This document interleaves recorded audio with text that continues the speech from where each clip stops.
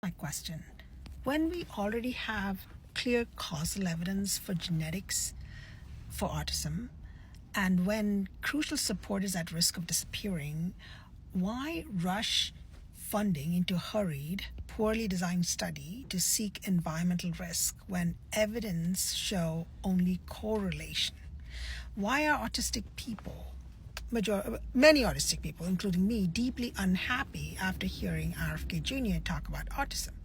Now, let me break it down. First, he starts off by saying autistic people don't pay taxes. Our worth as human beings isn't defined by our productivity or our tax contribution. But let's clear this up anyway. Many autistic people, including myself, are employed. We are business leaders, researchers, scientists, and artists.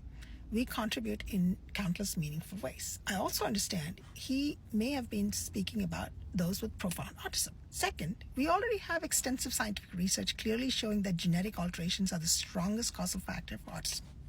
Genetics isn't just a guess. It is backed by robust, replicable studies. Yes, there are correlations with environmental and epigenetic factors, but correlation isn't the same as causation. Third, autism is a neurotype. It's part of our identity, and the disability many autistic people experience often comes from society's barriers, not simply from autism itself.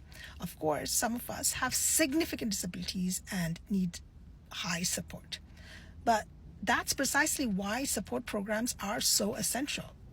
Fourth, establishing true causal links scientifically requires careful experimental studies and thorough mechanistic validation. You simply cannot produce robust, meaningful research in just 5 months. Finally, and most critically, the current administration is actively threatening to cut funding for disability programs. And these cuts will have devastating consequences, especially for those with high support needs and their families. Many of us, including me, even though I'm level 1, suffer from debilitating autistic burnouts, and there is no research or drug development for this. There are crucial areas for autism research that requires immediate attention. So here's my question. When we already have clear causal evidence for genetics, and when crucial support is at risk of disappearing, why rush into funding a hurried, poorly designed study to seek environmental risk when evidence show only correlation?